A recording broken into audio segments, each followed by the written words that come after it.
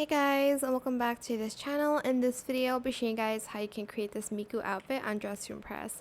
No, it's not going to be super accurate because they did remove the sides, so I'm just trying my best to recreate her outfit here.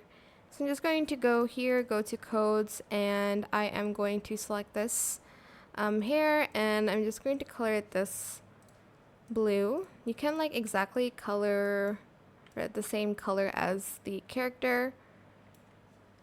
Then for the hair, I'm just going to add this one as well on top of that for like the bangs. Okay, now for the outfit, I am going to use the skirt, and I'm going to color the first one like this gray, and then the second and third one this color, like that. And then for the top, I am going to go to VIP, but you can improvise and use your own top here. I'm just going to use this top.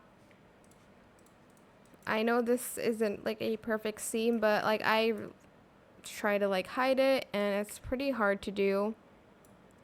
So then I'm going to add the tie. Make the like texture a matte color, and then for the sleeves I'm just going to use this and that. Then for the boots, you can use any boots you want. I'm just going to use the boots that they have here. Then I'm going to color it gray.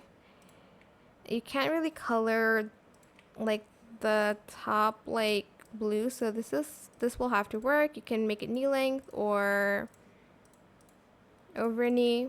And then for the headphones, just like this one, color it black, and then I'm just going to color it like a purple and then another purple. I'm like bugging, sorry.